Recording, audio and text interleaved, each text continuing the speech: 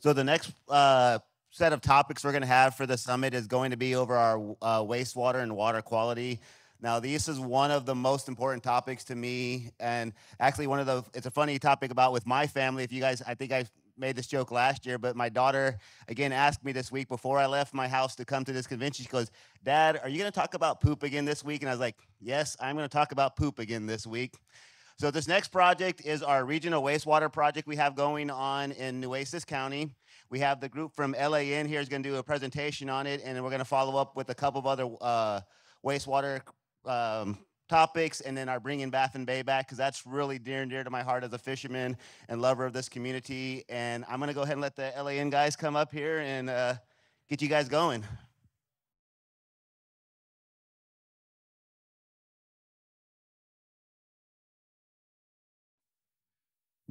Good afternoon, everyone. My name is Chris Clark. I'm with LAN, and I'm a senior project manager in our San Marcos office. And today we're going to, like Travis said, we're going to talk about the regional wastewater facility that's currently in plans. And with me today is Scott Harris. Scott's our regional manager, and he's located in the Corpus Christi office. Scott will be taking over the conveyance task, and he'll be the task lead on that. And next to him is Paul Wood. Paul Wood is our senior process engineer, and Paul is located in our Houston office. And Paul will be the process lead for the wastewater treatment plant. And with that, a little bit about LAN, in case you guys didn't know. LAN is a national firm. We have 16 offices throughout the United States. 7 of which are located here in Texas, and we're coming up on 90 years of being in business. So with that, I'm going to turn it over to Scott, and he'll talk a little bit about the planning of the conveyance.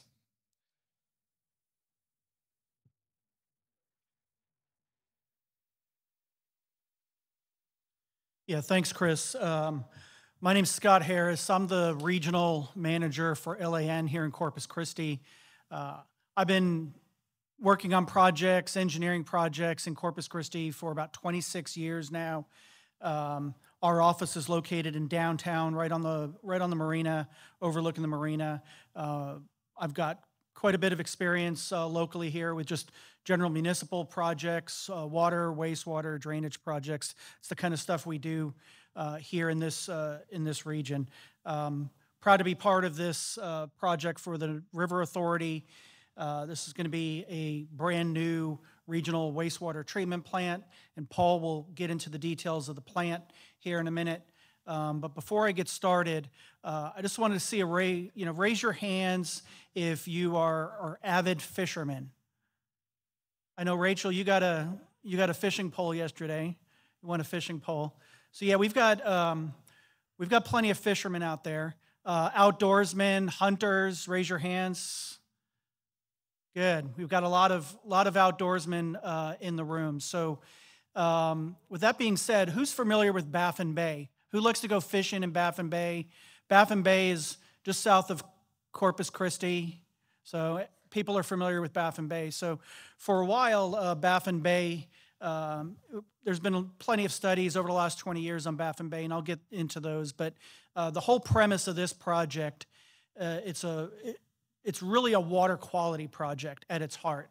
We're going to have a brand new plant, a regional plant, but the reason that we're doing this project is really to improve water quality, not only in Petronilla Creek, but at its outfall, which is Baffin Bay.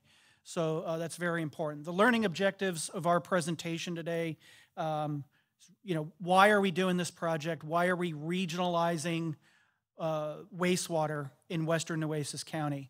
I'll talk a little bit about why this project is important, and then we'll go into the project components, what's included in the project, not just the treatment plant, but the other plants in western Nueces County, and then we'll talk about how the issues, the water quality issues, are going to be addressed, and what will be the results, or what are the outcomes of this project. There we go. So real quick orientation. The box that you see in the upper upper portion of that bubble there is the project area. It encompasses basically a portion of western Nueces County. It's Robstown, Banquete, Driscoll, Bishop, a little bit of Petronilla in there. A lot of the colonias out there are Tierra Verde. They're all included in this project area. The blue line that you see going through that bubble is Petronilla Creek. And then you have Baffin Bay on the south side. So our project area has Bishop on the south, extending north to Robstown. So it's quite a big area. One of the gentlemen here earlier, I think his name was Tim Richardson. I know he's working with the River Authority on funding some of this, but he was basically saying that Baffin Bay is a dying system. So with that being the case, he also mentioned that that nature-based solutions are not necessarily the end-all, be-all of how to solve the problems, how to solve the water quality problems in Baffin Bay and Petronilla Creek. So it's going to have to include our plans to improve that water quality in this basin. Will have to include real infrastructure projects, wastewater treatment plant projects to improve that water quality. So with that, that's the premise of this project. So there are 4 plants in this area: Banquete, Bishop, Driscoll, and Robstown. Here are the size of those plants. I'm not going to read them off to you, but basically what this project does is we'll take a look at each of these plants, but the plan is to decommission all 4 of these plants, convert them into lift stations, and pump their effluent to a regional facility in Robstown. So this is a zoomed-in version of the project area that I showed you on the previous slide. This regional plant that we're proposing will be on the south side of Robstown.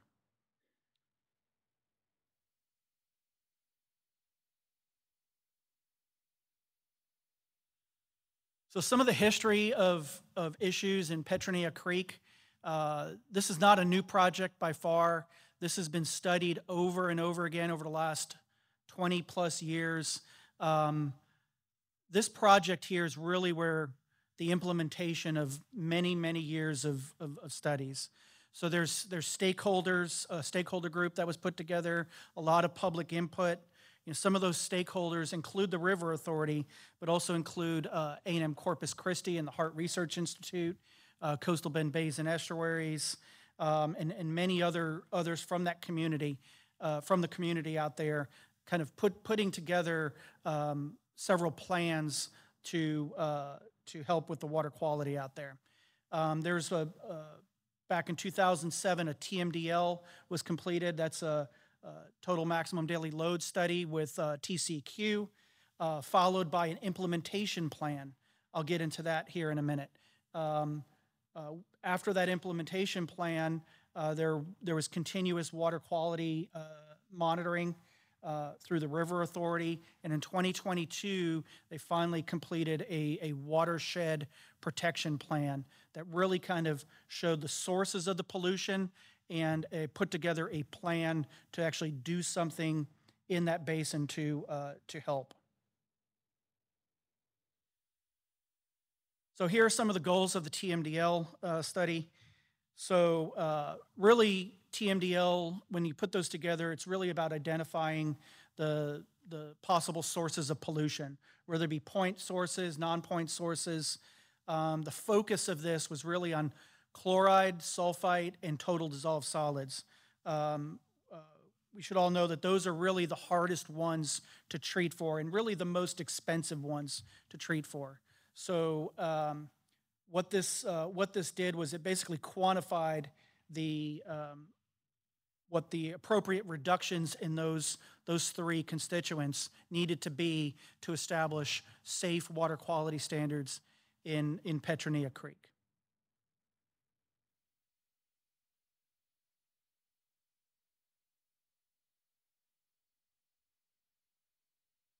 So the TMDL was followed by the implementation plan. again, I'm not going to read straight off the slide, but really what this implementation plan did was set some parameters. Like they wanted to see like 100% reduction of loading from abandoned brine pits. So again, salinity was an issue. So they identified in the TMDL this was a problem, so they wanted to see 100% reduction there, 88% reduction in those in produced water, loadings of chloride, and then loadings of sulfate. The last two bullets up there are really about what the outcomes of this I-plan were. So after this I-plan was done, there was a grant with the Railroad Commission to investigate sources of salinity contamination in our groundwaters within the basin. Again, knowing that salinity was one of the major contributors to the water quality in Petronilla Creek. So the outcome was a grant to the Railroad Commission to basically study that.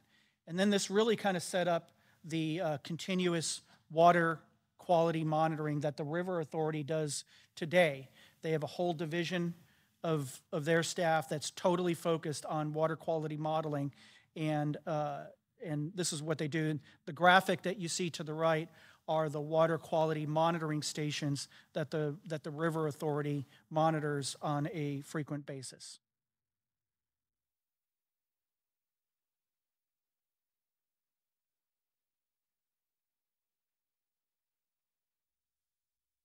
So then last but not least, there's and most currently is the Watershed Protection Plan.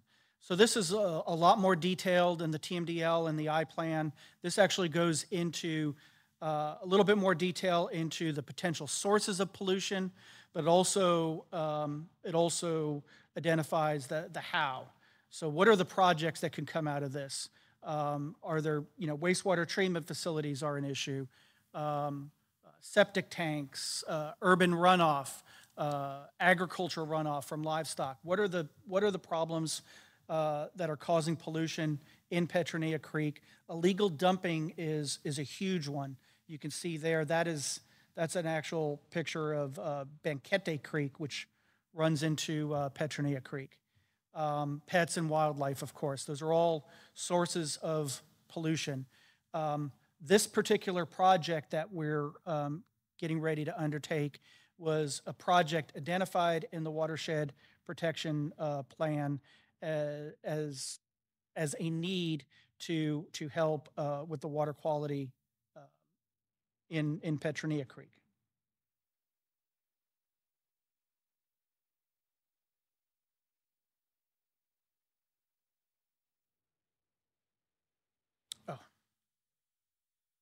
So now I'm going to go over some of the project components before I turn it over to Paul to talk about the wastewater treatment plant. So the overall project components, there's the new plant.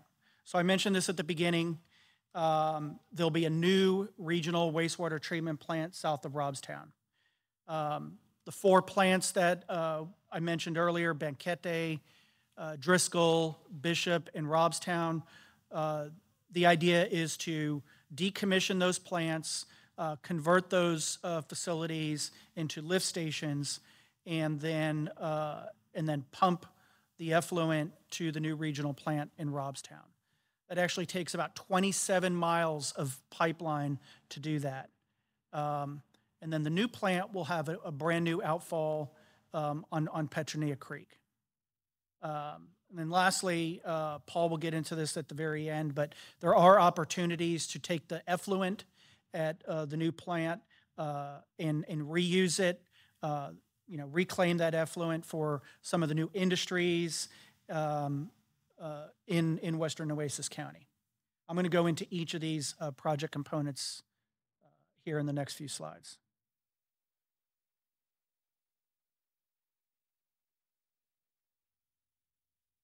Okay, converting the 4 wastewater treatment facilities into lift stations. So if anybody goes by, like, say, Banquete wastewater treatment plant, you can see the age of that plant. It's old, it's in disrepair. Converting it into a lift station, you'll have a brand new, clean, kind of nice lift station at that site. What this does is it reduces the city, the community's O&M costs, and by converting the 4 of these, it effectively eliminates 4 point source outfalls currently on the creek system and consolidates it into one outfall on the creek system.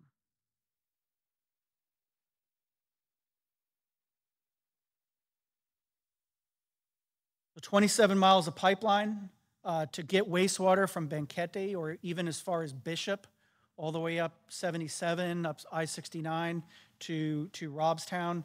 That's a large undertaking. So there'll be a lot of open cut pipe, but also a lot of directional drilling that we have to do. So we're gonna have to cross TxDOT right away. We're gonna have to cross UP, KCS Railroad right away.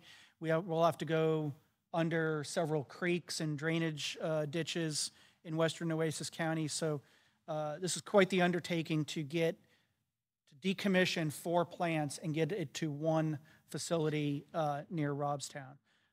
Not to mention there's numerous third-party oil and gas, electric, AEP electric in western Nueces County that we'll have to work with for our pipeline routes.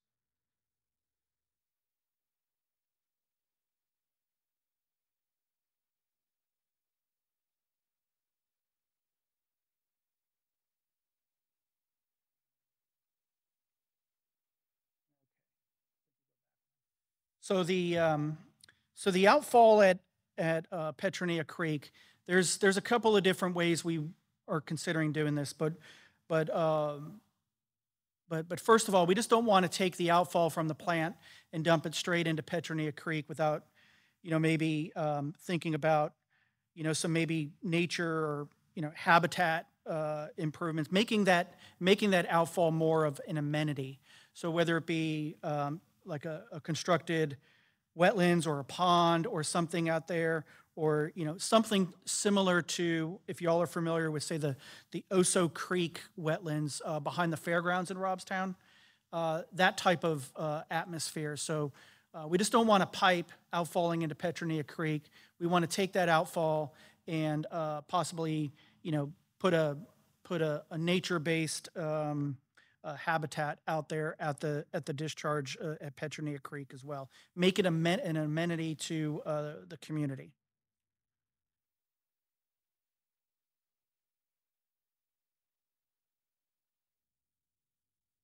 So with that, I'm going to turn it over to Paul, and he's going to talk a little bit more about the actual treatment plant that's being proposed in the Robstown area.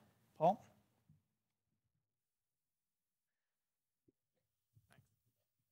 Hi, I'm Paul Wood. I'm with LAN. I'm the senior process engineer for the company.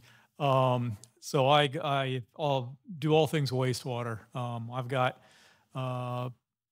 39 years of experience, 20 with a previous company and 19 with LAN.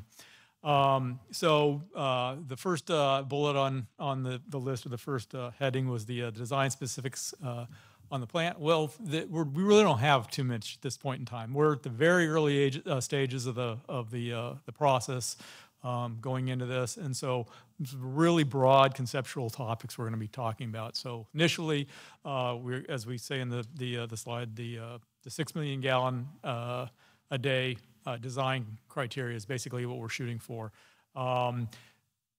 That's the initial design phase. There's expected to be some industries that are coming into the Robstown area, so we're looking actually at upping that capacity to 8 and 10, and basically have the permit in there for the 10, but do this in phases of 6, 8, and 10.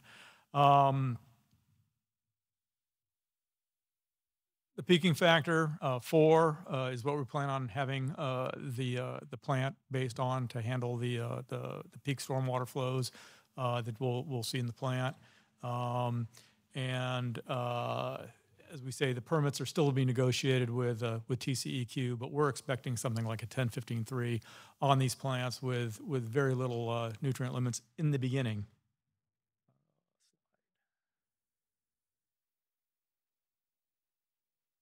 Okay, go the wrong way? Okay, so yeah, Scott's already talked about the regionalization. So, we have aging infrastructure at all four of the plants that this is replacing. So that's one of the major drivers of this, as long as what Scott said about improving the quality of the wastewater going into the river. The emergency protection, that's really resiliency, right? So all the plants that we've seen there, in the old days when you designed a plant, the plant went at the lowest portion of the city, because you wanted everything to flow by gravity. Works kind of against you because it's the lowest part of the city, and so when you have flooding and stuff like that, that's the area that generally gets flooded. So as we know, I'm from the Houston area. We were the first ones that basically, when the legislature, after, what was it, Ike? That the legislature basically, Dan Patrick got it written into the regulations that you had to have backup generators and he was kind of phrased how it was funny, because it was like, all counties that are above certain populations, basically Harris County, right? That's what it was written for. But that's kind of extended around to a great portion of the state now, where you basically have to have emergency generators at water plants and wastewater plants, because our infrastructure is so resilient when we have hurricanes and Ice Storm Hoth, or what was it? Ice Storm Uri. Basically the grid goes down. You got to have some power.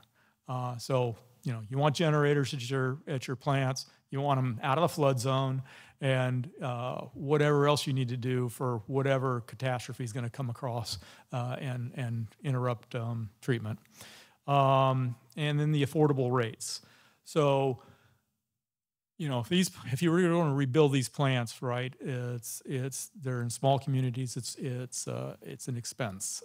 It's going to be an expense regardless, right? Because basically that you're transferring it from the communities to the authority to build these. But you have let's be honest, you have a bigger base with which to fund the system.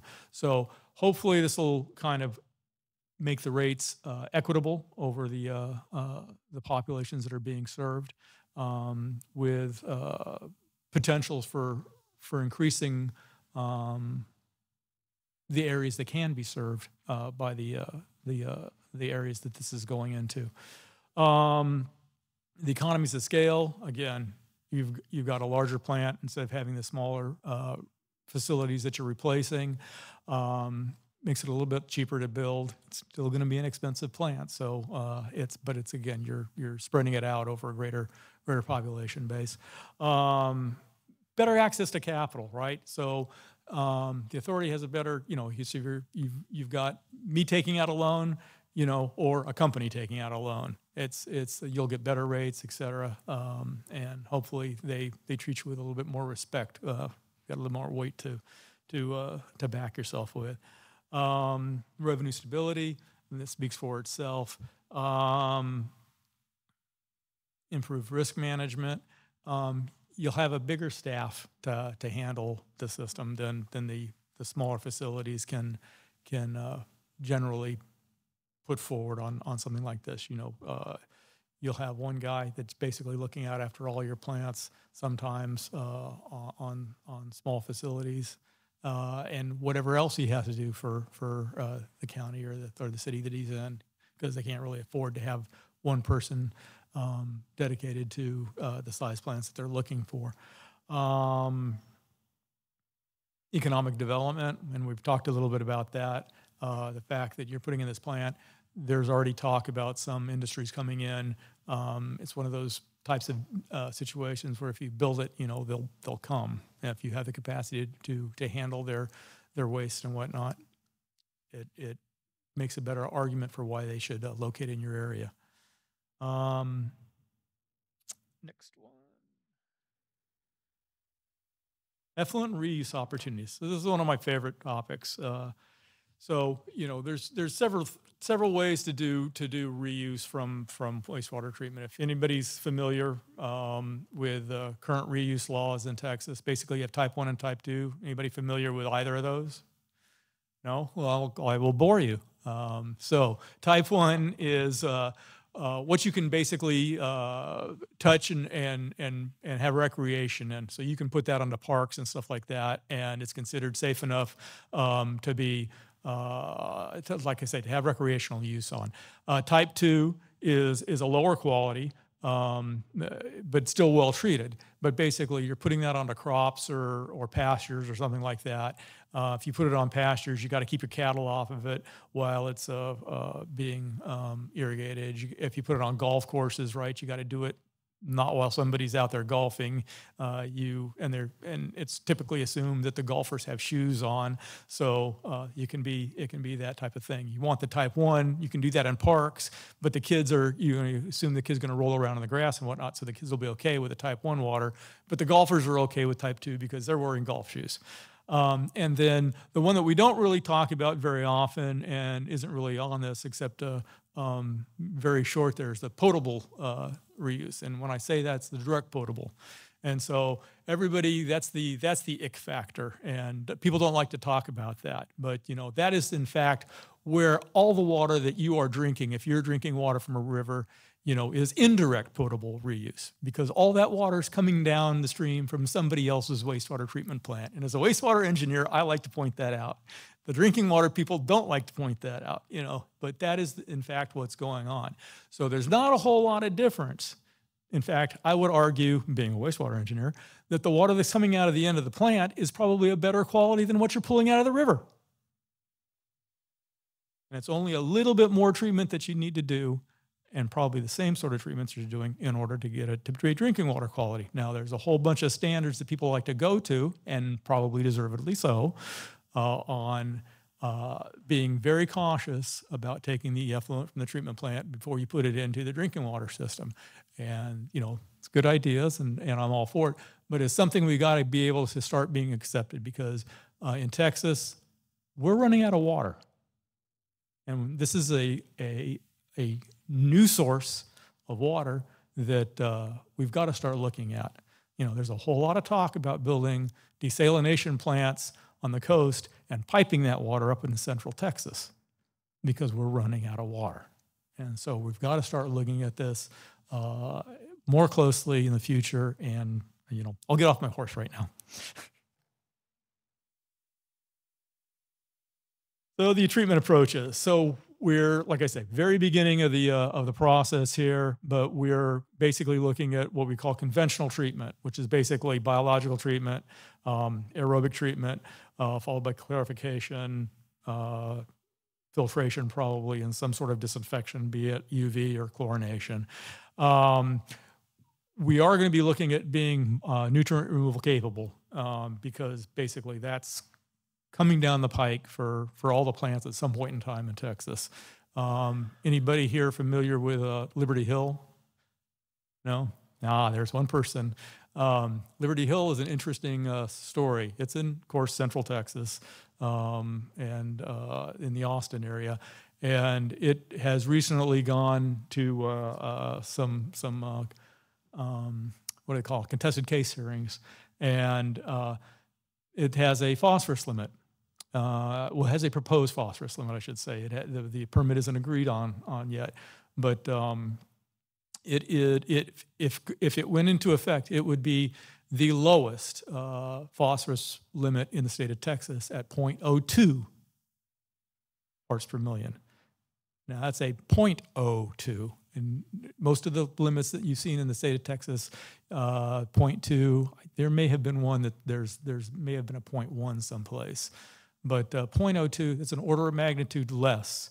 And it's about at the limits of the analytical methods.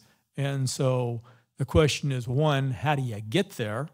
And two, how do you know you've gotten there if the analytical methods are so tight that you can't do it? Because I can't test what I normally need to be getting out to so that I can make sure that I meet the 0.02 on a day-to-day basis over my monthly average.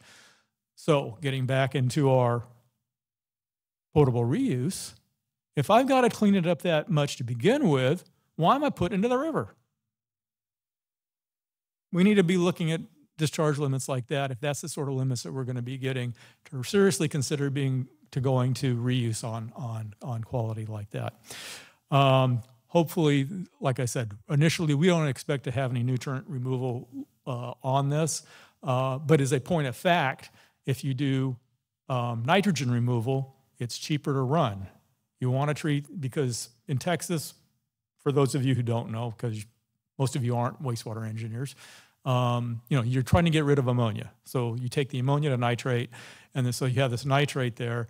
The nitrate acts as an oxygen source. Well, I'm putting oxygen into the plant to treat, so I can actually use the nitrate as my oxygen source, and I don't have to put as much oxygen in on my electric bill. So it's not a bunch of people look at it that way, but that is the way to design a plant. That's the way we're going to be looking at how to design this plant.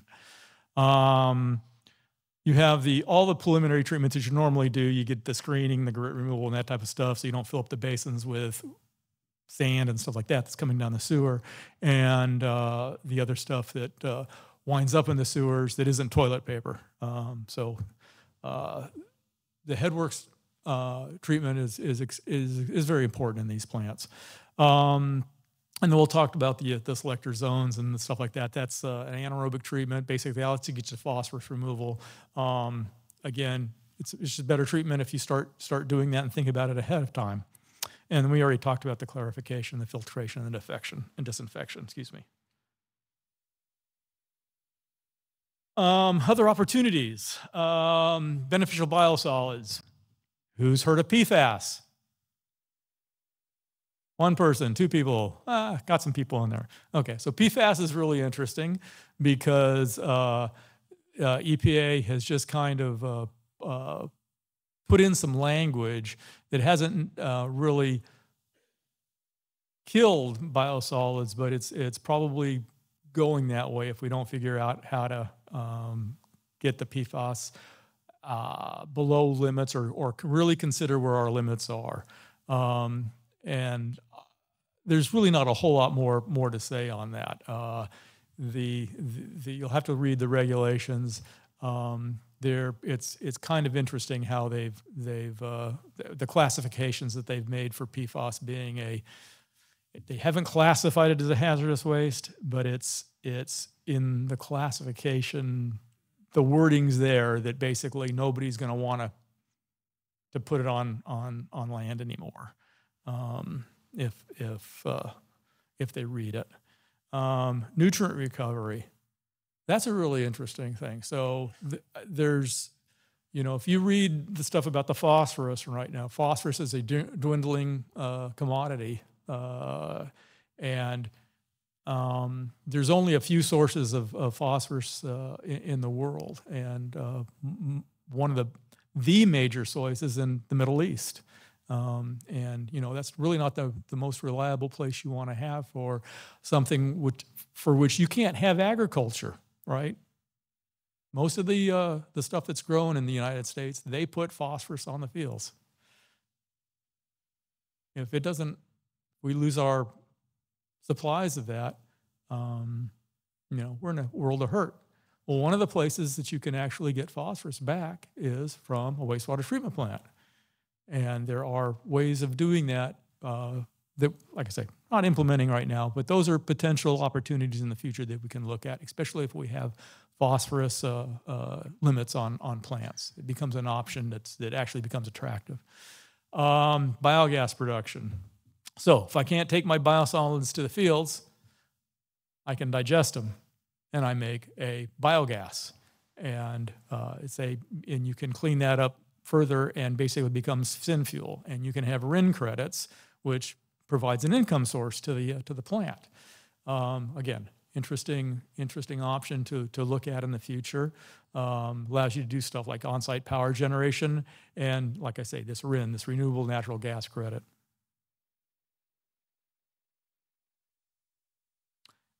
And that's the end of the presentation. So thanks, everyone. So we're at the very beginning stages of this project with the River Authority, like Paul and Chris had mentioned. And again, the work that Paul's doing on the wastewater treatment plant, all the ideas, all of the innovations is really going to make this a project to watch over the next several years. So Hopefully, next year we can give you an update on where we are at, kind of in the design process with this project. But again, our table's over there. If anybody wants to come and visit and talk to us, maybe Paul can give you a science lesson again. But yeah, we're happy to be here and working with the River Authority on this very important project in Western Nueces County. So we appreciate your time. Thank you. So we have a few questions. Some of them I will actually help answer, and then some I'll knock over to you guys. And I know we are at the beginning of the stage. So one of them, it said about at the beginning, you talked a little bit about the Railroad Commission provided funding. I think that was a misspoke. The initial funding we have all gotten was from the GLO, the General Land Office, has started the initial assessment studies. They're help funding our community development process, and they're also help funding our land purchase for this project. So the GLO has been a wonderful partner to help get this thing kicked off. So they have been a wonderful partner. So I think that was just misspoken on that part. Have you evaluated, or will you be evaluating the potential effluent limits of discharge to constructive wetlands versus the discharge to the Petula Creek? Are you going to evaluate and compare the differences between the limits of discharge to constructive wetlands versus a direct discharge into the creek? The answer to that's yes. We are. Yeah, we are. Will this wastewater project include also necessary components of decommissioning the 4 cities? In other words, will this be a turnkey to the communities, including piping, pumping, and connecting to the system? Yes, that is the plan, is when we will be working with these communities, it'll be taking it from their existing plants to the new plant and all the pieces in between. That's the grant funding we have applied for, and that's what we are looking to do with this project. Will the creek's response to change in hydrology due to conditions of these outfalls be assessed?